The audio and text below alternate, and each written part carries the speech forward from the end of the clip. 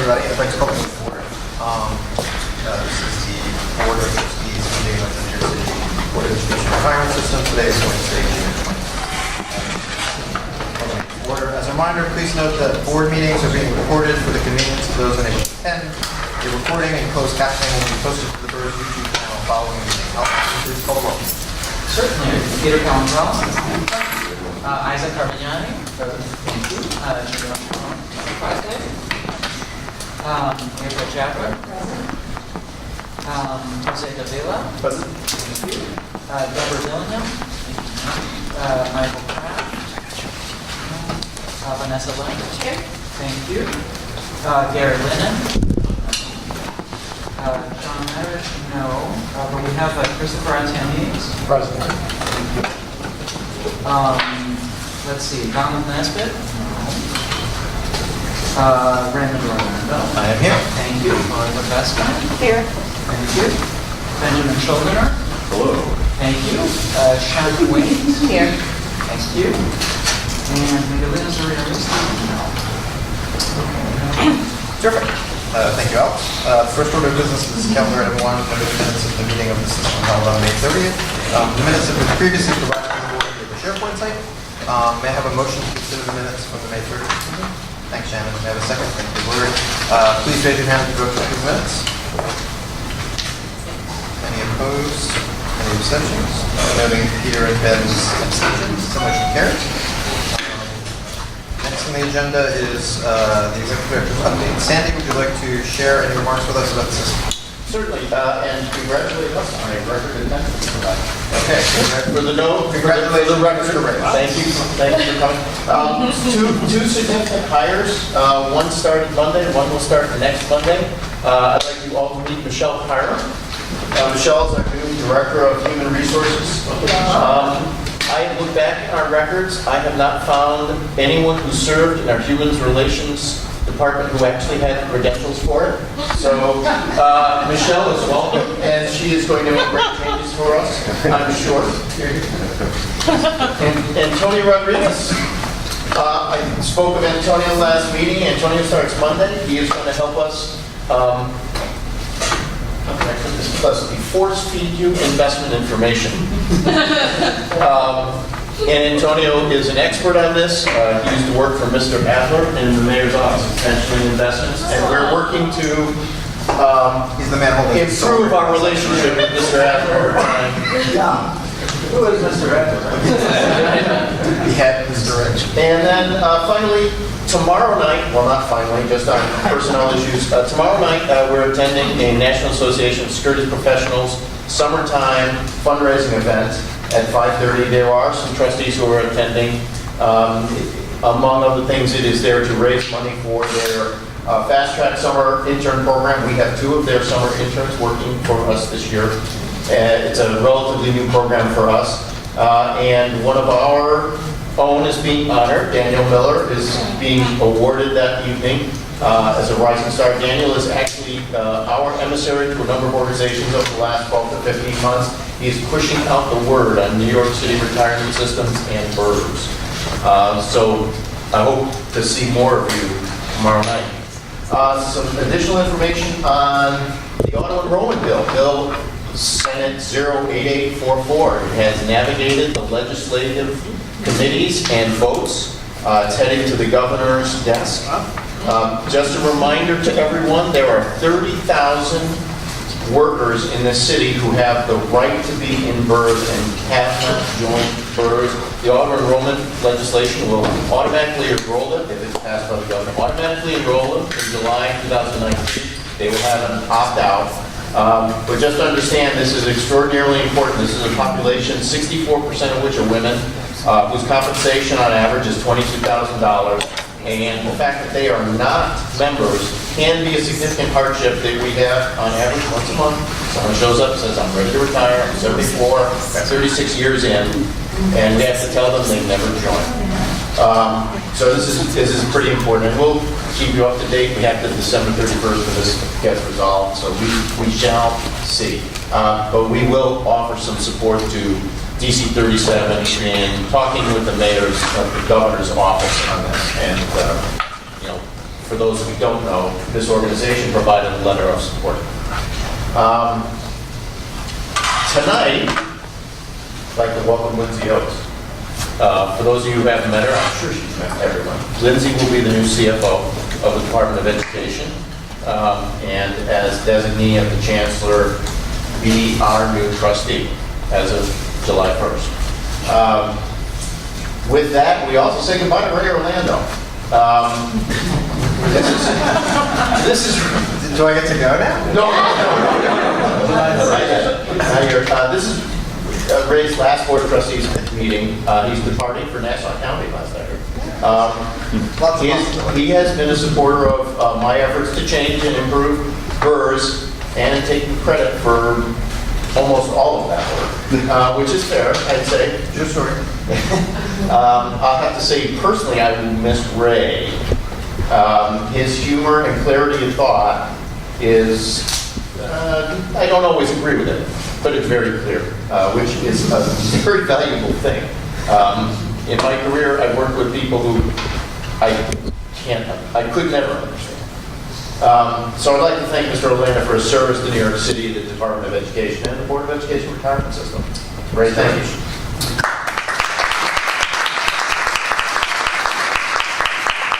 For those of you who don't know Lindsay well, Lindsay has been the Deputy Chief Financial Officer almost from the moment I became the Chief Financial Officer. She has been my thought partner and a leader of the work at the Department of Education, and has, of course, been a superstar and phenomenal. And I could not be more delighted that the Chancellor has decided to have Lindsay become the next Chief Financial Officer. I think you'll see both continuity and change. I think you'll see a lot of building on some of the work that we've done here, as well as at the department, as well as hopefully new things that either I didn't get to or I never understood in the first place. But I think you'll find that Lindsay has all of the skills necessary to lead both the department's finances as well as this work. So please join me in congratulating her. It's very good.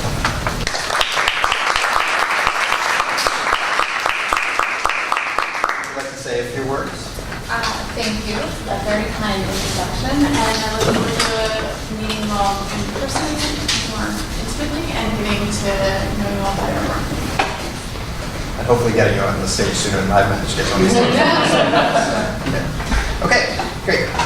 Next item on the agenda is the ordinary business of the system, calendar items 2 through 17. Is there a motion to consider these items? Thank you, Peter. Can I have a second? Janelle. Alex, can you please tell us about the ordinary business of the system? Yes, certainly. These are all the retirements, death benefits, and refunds that have been processed since the last time this program passed. Sure. Thank you, Alex. We now need to vote on these items. Please raise your hand if you vote to approve items 2 through 17. Any opposed? Any abstentions? Carries unanimously. Great. Next up, calendar item 18, adoption of the Disability Committee's recommendations regarding applications for disability retirement. Can I have a motion to consider this item? Thank you, Peter. Second, Chris. So earlier this, well, I guess just before this very meeting, we met and reviewed cases, right? And we referred some back to medical, and we made recommendations regarding the rest. Peter, I don't know if you want to add anything to what we discussed. There were a variety of ordinary, accidental, and both ordinary and accidental applications. Chris, Peter, Janelle, and I, with Isaac presiding as our public audience, met to review the recommendations of the medical board. And so those recommendations are does anyone have any questions about these? Yeah, Alex. I'd just like to comment that the Disability Committee has actually met twice since the last time the full board met. So this would include full recommendations to June 6th, June 4th, as well as today. Excuse me, yes. Once you get the Disability Committee going, right, it meets all the time. Never met, and now it meets all the time. So this is both, this covers the disability decisions we made at both meetings on June 4th and 15 minutes ago. Does anyone have any questions about these? Great. Let's take a vote. All in favor, please raise your hand. Any opposed? Any abstentions? Great. Okay. Next up, authorization to extend an agreement with Gary Tubcliffe and Jack Ziegler LLC to provide consulting services to the system. Could I have a motion to consider this item? Thanks, Vanessa. Can I have a second? Thank you, April. The board passed this resolution by e-vote last week, extending the contract for another month. We're just voting to ratify this previous e-vote. All in favor of ratifying the vote, please raise your hands. Great. Any opposed? Any abstentions? Great. Motion carries. Next up is item 20, which is authorization regarding the movement of funds in the budget. Is there a motion to consider the resolution? Thank you, David Shannon. And a second. Thank you, Vanessa. Alex, can you tell us about the resolution? This is actually a clarifying follow-up on a resolution that was passed previously to bring $1.7 million into the capital budget. The resolution was passed, I think, was it in April, but we believe that the language should be a little bit clearer, so we're bringing it back just to make sure it contains what it needs. Okay. Does anyone have any questions or want to talk more about the previously authorized but now better clarified resolution to move money out of the operating budget into the capital budget?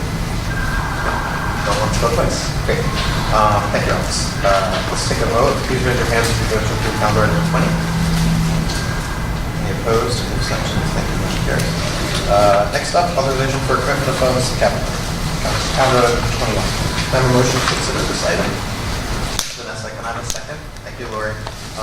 Last month, Daniel made a presentation regarding the capital budget. We decided at that time to table our vote so that we could collect a little more information.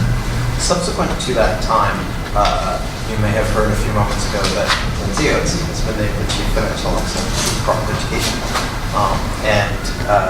I'd like to make a motion, actually, to table the item at this meeting to the next meeting to give Lindsay a chance to hear more about the capital budget and how it interacts with both the history of the project and the project's future. I will make that motion myself. Would anyone like to second my motion? Don't be shy. Thank you, Vanessa. Great. Daniel, would you like to tell us any more about the capital budget? Sure. If you remember last month, I talked about what members currently do online, which is not much, and how it compares to other systems. Kind of dropping that point, I have two reps from UFT here, Frank Victoria. So UFT is unique in that they have members in both BERS and TRS. So they can provide a unique perspective on what some members can do and what BERS members can't do. Right? Good evening, BERS Board of Trustees. Like Amy said, my name is Victoria Lee, and I'm here with Frank Bianco. We're the UFT Pension Special Reps, and unfortunately the TRS teacher trustees, they wanted to be here, but they were unable to make it because they had a prior engagement. But they did put together a written statement that I'd like to share with you guys today, and I believe it's being passed to you guys. So the teacher trustees and the entire UFT pension department wholeheartedly support the plans to improve BERS member self-service. We believe the project will allow our UFT members to fully appreciate and realize the services and benefits they are entitled to from your retirement system. In our collective experience at the UFT, BERS has wrongly been looked at as a lesser version of TRS by our membership at large. This is not because of the benefits that BERS provides. After all, both BERS and TRS are nearly identical in the benefits that they provide the members of the UFT, and your staff is just as capable. Our members base their perceptions solely on the level of service they receive, specifically on the BERS website. This perception of limited access and functionality causes our members to suffer from the false impression that BERS is neither interested in nor up to the task of managing their pension funds. This misconception has even caused some of our members to lobby the U of T leadership and ask to have them removed from BERS and placed into TRS. Currently, TRS allows members to view their member contribution accounts, TDA accounts. They can modify their beneficiaries and apply for loans online. In-service members can use the benefits calculator to project their pension retirement income and adjust their TDA contributions. Our retirees can even apply to withdraw their RMDs online. Our BERS UFT members deserve the same level of service from BERS. Our members expect the convenience of online transactions. Your support for this project will result in the UFT members in your plan being able to see BERS as you do and as we do, a proficient retirement system, more than up to the task of administrating their pension. And that's sincerely from Deborah Penny, Thomas Brown, and David Kazamsky, our UFT TRS teacher trustees. And Frank has one. Hello everyone, again, my name is Frank Bianco. So I'd like to just give you sort of a little perspective as representatives that go into the schools, as former teachers that we go into the schools, we have members that are both TRS as well as UFT. And while we are in the schools, you constantly hear from the members who are in BERS how much they do not want to be in BERS, not because of the service that is provided by BERS, but because of the members' online service, that they cannot get the access that the TRS members get. For example, let me give you a few things. BERS has had to come as an outreach program to every borough in the month of May with us to meet with members to provide them forms that they were unable to get online. So we've had, they had to shut down BERS for those days to do these services for the members. In addition to that, you have members complaining that they want to be able to, as the retro checks are provided for these members who are part of the UFT from the contract, they cannot go online and put additional money into their TDA account because they have to fill out a form. And by the time the form is received and processed, it's already past that deadline. So you have members that are telling us they do not want to be with the BERS system. So imagine losing all 8,000 members who are trying to have us have legislation passed to remove them.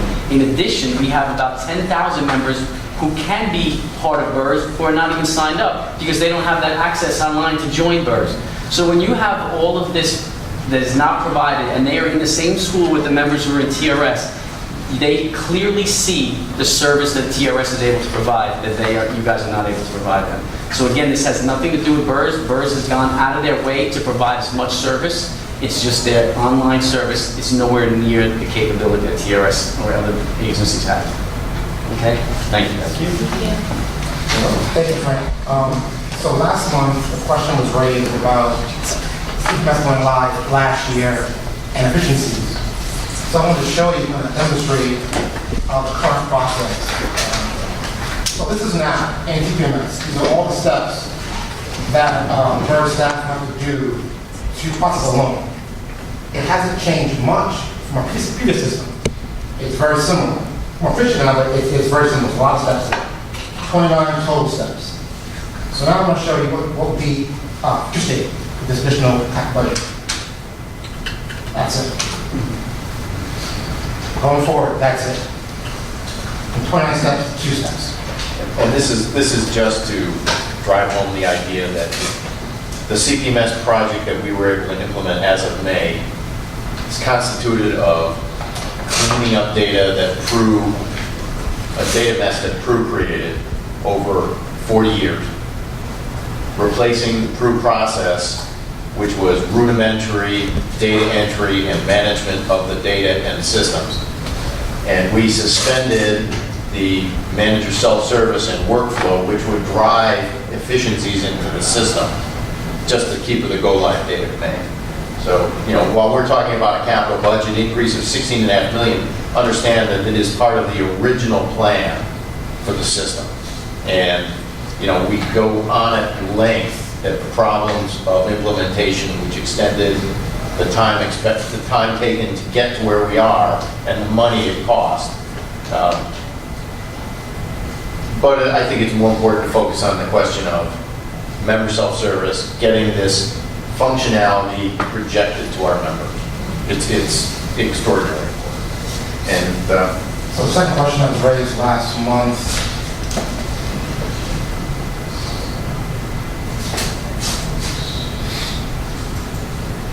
was on the cost. That the first go-around cost 32 million, second go-around 16.5 million. So I want to show you a report from CEM benchmarking. Now, thanks, Sam. So what this shows right here, and this is from cost of pension industry, not Spurs, over 200 funds. In 2010, the cost per member implemented project was $21 per member. And we've seen it's grown over the years. 2016, now it's $55 per member, 17% per year. This is across the industry. That goes to explain a lot why the cost for the second go round is significant. It's across the industry. These costs have gone up.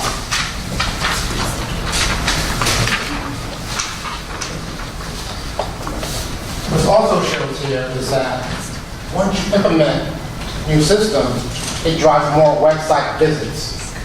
It's less work inside for the members across the year. So those are two issues that you guys highlighted last month. I spoke about this, so I want to kind of get more information on that. Any questions? Does anyone have any additional questions for Daniel, or I guess you could ask the UFT rep some questions as well about the capital project? Peter? It's just a bit more general question based on your motion to table the matter, and I fully understand where you're coming from. Would this harm the union in any way to wait the additional 30 days before our next meeting? So, VITEC has set aside staff for project implementation going forward with a July 1 plan date for this. Actually, originally it was May, voted on that delayed then. Yes. But having folks set aside for the potential that it costs BERS more money next month to get people waiting for BERS projects. That's one potential issue. But it's too soon to determine what that might be. Does anyone else have any questions about the capital project for Alex or Sam?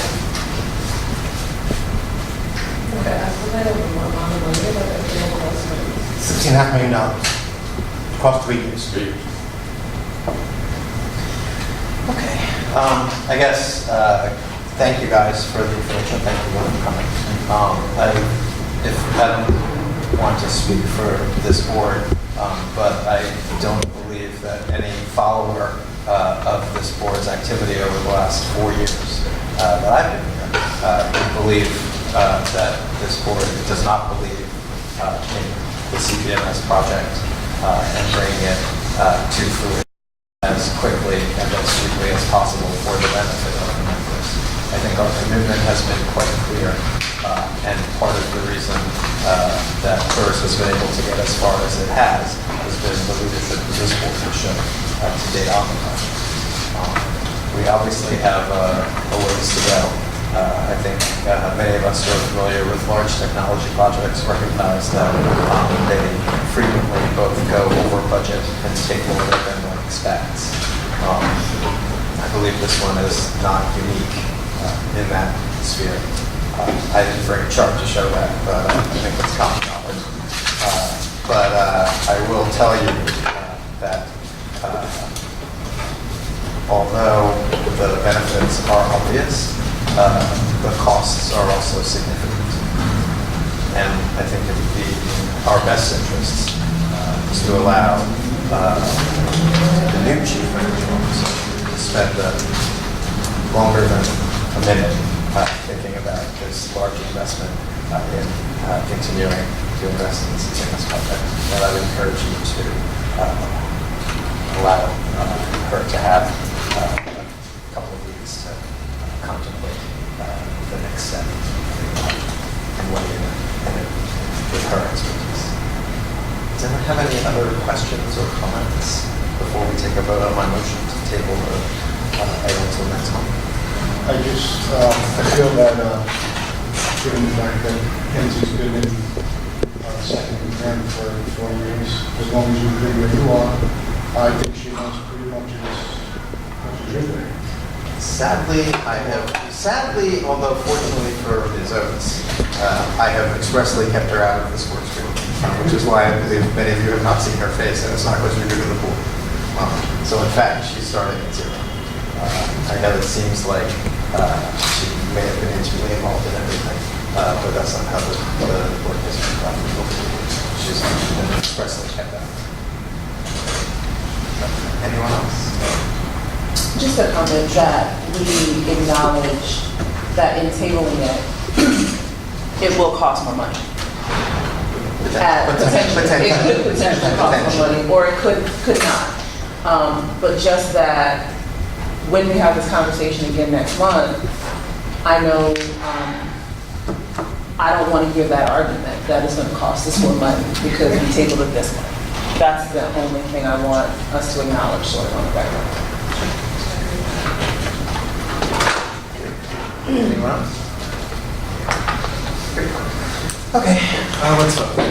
All in favor of tabling the motion on the capital budget until next month, please raise your hands.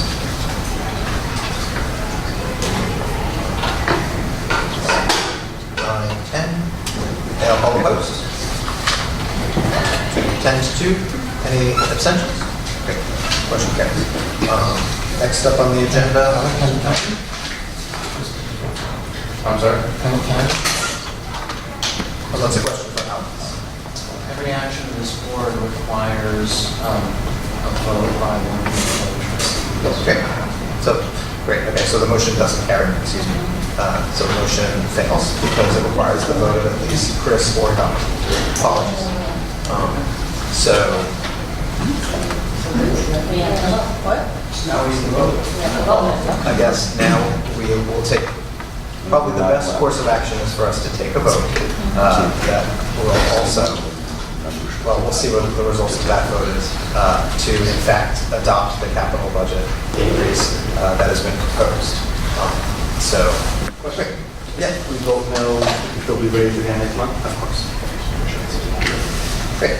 So I will, Chris, I feel like you want to make a motion. Wait, I have a question Yes, first. Isn't the reason why what we just voted on didn't pass because we need one of the two? Yes. So why are we voting again? Because if the original motion, which is to consider the, right, hasn't, if the motion to table fails, then the board is still considering this contract, the capital budget. But it's still going to fail. Well, presumably. I guess we'll have to take the vote. Get the vote in. We need to vote. What are we so- voting? We're voting. So it could be, but I suspect it won't be Mr. Adler, but thank you. Of course. But are there any other motions that anyone would like to make? I'd like to make a motion to vote on the capital budget. Thank you, Chris. So I will second your motion. So this vote, just for clarity's sake, would be to authorize the $69 million over the next 3 years for the capital budget that we just heard all that. Okay, great. So does anyone want to talk about it? Does anyone have any questions about this particular motion? Okay, great. All in favor of approving the capital budget of $60 million over the next 2 years, please raise your hands. 4, 5 in favor. All opposed, please raise your hands. 2, 3, 4, 5. 5. The motion does not carry. Okay, so Like to abstain from this vote? and I do get a vote, so I am abstaining as I agree to the merits of the budget, but not the timing of the budget, which would thus be my Lindsay's going to run this meeting so much better. He's so grateful. So both motion, neither motion passed. Alex, I believe we move on to the next item. Is that correct? Great. Just Sure. Yes. We should skip item 22. We're going to skip item 22. Do I need to make a motion to skip item 22? Thank you, Alex. Because that is connected to the one. Okay. So we're going to move on to calendar item number 23. Authorization to enter into an agreement with Vitech to provide computer consulting services to BERS for the development of CPMS. Is there a motion to consider this resolution? Thank you, Peter. Second, thank you, Vanessa. Sandy, would you like to tell us more about this agreement with Vitech? So we continue to execute on improvements on CPMS related to, among other things, data. This allows us to continue to compensate Vitech for that work. This work would have been subsumed under the new capital budget if it had been approved. This allows us to keep working on improvements subject to future budget approval. So this is, it was something that we had, and we don't. It's not new money. It's not new money. Yeah, that's key point. This is not new money. Not new money. It's not new money. Not new money. Great. It is very important that there be no interruption of that work, because it's tied in with current payroll processes and other business processes that are scheduled to be Fixed. yeah, basically. Okay. Does anyone have any questions about this agreement with Vitech to continue the one? Great, let's take a vote. All in favor of the motion to approve the agreement with Vitech, the authorization to enter into an agreement with Vitech, please raise your hands. Any opposed? Any abstentions? That motion carries. Great. Next up is my favorite part of the meeting. Now we're going to discuss the investments. First up, I'm going to need a motion to enter executive session to discuss the investments. Thank you, Chris. Second, thank you, Peter. All in favor of going to executive session discussing investments, please raise your hands. Thank you. Any opposed? Any abstentions? Motion carries. Please turn your heads. So, Alex, can you tell the public what we did in executive? In executive session, the board authorized the controller to utilize the negotiated acquisition process to directly hire a fund manager, and authorized the controller to rebalance the core real estate open and commingled fund portfolio of the system. Thank you, Alex. Next item on the agenda is another one of my favorites. Calendar item 26, adoption of the actuary's recommendation regarding the Tier 3, 4, 6 loan insurance premium rate for fiscal year 2019. Then motion to consider that. Thank you, Vanessa. Can I have a second? Thank you, Deb. Sherry Chan, our actuary, is here to tell us a little bit about the Tier 3, 4, 6 loan insurance premium rate for fiscal year 2019. Take it away, Sherry. So, on top of the loan insurance, I guess that's a loan, I guess, that's a popular topic tonight.